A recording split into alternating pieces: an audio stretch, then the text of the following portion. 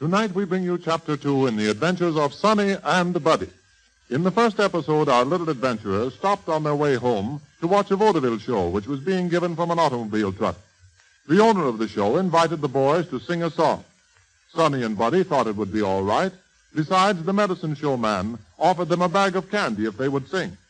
But when the songs were ended, the boys were trapped in the house car, the door was shut and locked, the motor started, and Sonny and Buddy had been kidnapped. Tonight we find the boys riding in the house car with Betty, while Doc is up on the driver's seat with Charcoal, the colored truck driver. Here they are. How much for the charcoal? It won't be long now, Mr. Doc. There's a sign over there. What do it say? Well, pull over to the side of the road and throw your spotlight on the sign so I can read it. 5 miles to Laredo, Texas. Well, Mr. Doc, when we get to the Mexican border, you sure better keep little Sonny and Buddy on the cover, because them customs officers are going to ask a heap of questions, and somebody's liable to recognize them boys. You're right, Charcoal. And I'll go inside the house car right now and fix Sonny and Buddy so that no one will recognize them, not even their own mother. Well, Sonny, Buddy, come here a minute. Hey, where are you taking us, mister? To Mexico, boys. Mexico. We're headed for a new country. Now, you see, it's just as I told you. No one has hurt you, and there's absolutely nothing for you to be afraid of. But you had no right to take us away without our mother knowing about it. Please take us back home, mister. Our mother will be terribly worried about us. Now, don't you boys worry about your mother. I'll write her a letter today and tell her where you are and all about you. Will you write her today, mister? Will you, honest? Oh, please do, mister, so she won't worry so much. Sure, I'll write her. And all you have to do is just travel around the country and sing for the natives while I sell my medicine. We'll get along great as long as you boys behave yourselves. But I don't ever want to see or hear of you talking to anyone except Betty, Charcoal, and me. Remember that now. Oh, Sonny. Yes, sir? Can you talk like a little colored boy? Oh, gee, I don't know. I never tried. Why? Well, suppose you try now. Talk like Charcoal. You mean like this? Now, y'all want me to talk like Charcoal, Mr. Doc? That's the idea. That's fine. Now, how about you, Buddy? Well, yes, sir. I reckon I can talk like a little colored boy if I tried powerful hard. That's splendid. Just what I wanted. But why do you want us to talk like little colored boys? Because from now on, you're going to be known as Rastus and Sambo, 2 little colored boys. I'm going to blacken your faces the way they do in minstrel shows. We're going to have a little minstrel show, and you 2 boys will be my little black-faced comedians. I'm going to have Betty make you some red satin suits. Yes, sir, and we'll even make one for Charcoal. In fact, I think I'll pass you off as Charcoal's own little chocolate drop. How would you like that? Not so much. Oh, Mr. Doc, we don't want that old black stuff on our faces. Why not? It won't hurt you. Come over here now. I'll show you just how easy it is to put on. Now, you see this can of black stuff, boys? That's what they call burnt cork. Looks like black soot, doesn't it? Now, we take a little pinch of cork, mix water with it, and then just smear it on your face like this, see? Come closer, Sonny. Now, you start putting it around your mouth and your cheeks and your forehead and your ears. Boy, you sure look funny, Sonny. Now, you're all ready for the minstrel, Sonny. Come on, buddy. It's your turn. Mr. Doc, you don't mean that we'll have to keep this black stuff on our faces all the time, do you? Oh, no. You can take it off when you go to bed at night. But say, with these black faces, we ought to have some songs to go with the makeup. You know any Negro songs? Yes, sir. I know Lazy Bones, Dinah, and Black-Eyed Susan Brown. Black-Eyed Susan Brown. That's a good one, Sonny. Sing it, and we'll see how it goes with your makeup. Play it for him, Betty. All right.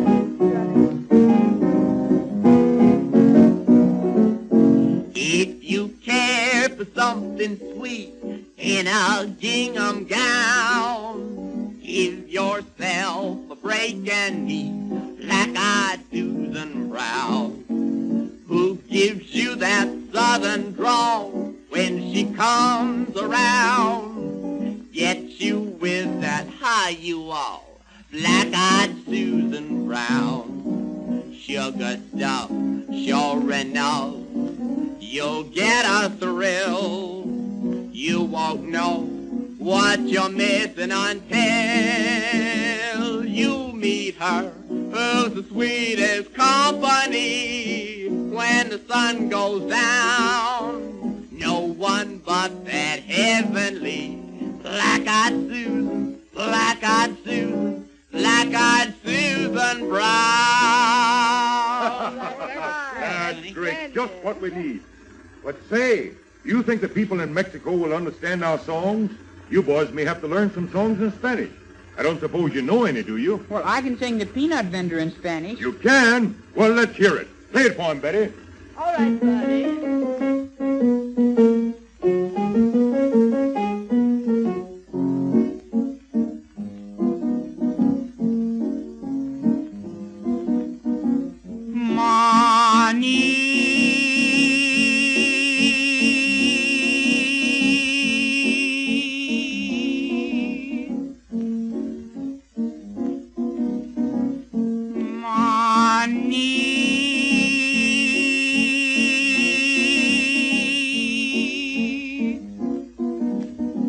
Caserita, no te cuestes a dormir sin comerte un cucurucho de maní.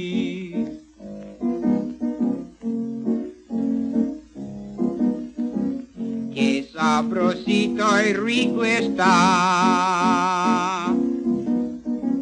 Ya no se puede pedir más.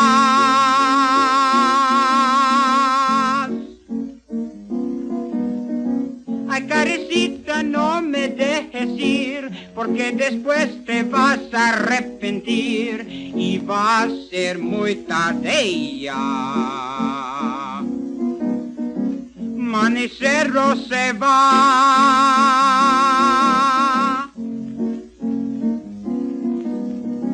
Manicero se va. Caserita, no te cuestes a dormir sin comerte un cucurucho de maní. Me voy.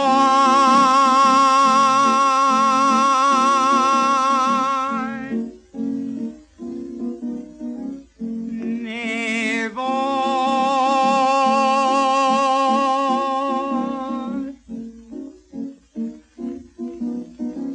Me voy.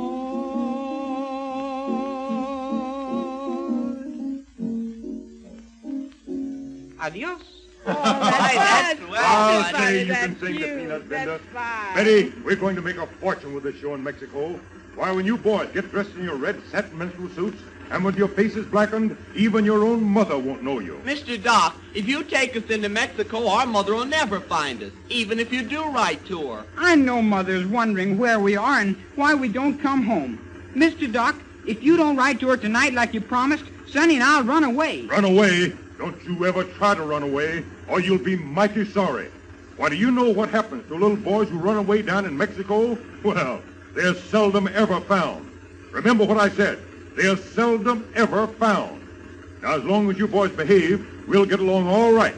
But don't you ever try to run away from me. Mr. Doc, here we is. This is Laredo, Texas. We's right at the Mexican border. Mexico? Gee, Sonny, I'm getting scared. Oh, there's nothing to be afraid of, is there, Betty? Why, no, I don't think so. But stay close to me, boys. You never can tell what may happen. Now listen, you boys, and you too, Betty. When we get to the bridge that goes over into Mexico, a customs officer will stop us and ask a lot of questions. And I want you all to remember this. Let me do the talking. If he asks you boys your names, you can answer that. Sonny, your name is Rastus. And Buddy, your name is Sambo. And if he asks where you live, don't answer him. Understand? Now let me hear what you'll say when the man asks your name, Sonny. My name's Rastus. Yes, sir. That's good enough. Now you, Buddy. Yes, sir, white folks. Sambo's my name. Yes, sir. That'll fool him easy enough. Well, here we are, and here comes the customs man. Now remember, let me do the talking. How do you do, sir? I'm Dr. Legree, and I'd like to go over to Mexico. What for? A business or a pleasure? Business. How long do you expect to stay in Mexico? Well, I don't know exactly, as long as business is good. What is your business? I have a little show, and I sell medicine. You are the show by yourself? Oh, no, I have other people with me back there in the house car. Well, bring them out. We have to see and question everybody. Yes, of course. I'll get them to come out at once. But I'm afraid you'll have to depend upon me for the most of your information. The people with me are very timid and hardly ever talk to anyone. They'll talk to me, all right. Bring them out. Oh, Betty, Charcoal, Rastus, Sambo, come here. 5 of you all together, eh? Yes. Now, this is my little daughter, Betty. What does your daughter do in the show? She plays the piano, cooks, and keeps the house car in order for us. And this is Charcoal, my truck driver and comedian. All right, and who are these little colored boys? They are my little singers. And what singers? You never heard anything like them. Whose children are they? Why, they're Charcoal's children. What's your name, boy? Rasta, that's my name, yes, sir. But what's your name? My name's Sambo. All right. Now, you want to take a show into Mexico, huh? You know you have to put a bond for each and every entertainer who enters Mexico. That will be quite a lot of money. Well, how much bond? Oh, there will be a bond of $500 for this man as chauffeur and another $500 for him as entertainer. There will also be a bond of $500 for each of these little boys. $2,000 altogether, eh? I'm afraid that will be a little difficult. You see, I only have about $500. All right, $500. That will let you in with your colored chauffeur. But you cannot take these little colored boys in. Can't take them in? Well, what do you mean I can't take them in? I've got to take them. Well, they are my feature attraction. They're my show. Why, without them, there wouldn't be any show. I've got to take them. I'm very sorry, but this is the regulation. If you cannot put up $500 bond for each of these little boys, you cannot take them into Mexico. You will have to send them back home. What? Send them back home? Buddy, did you hear what the customs officer told Doc? He'll have to send us back home. Oh, boy!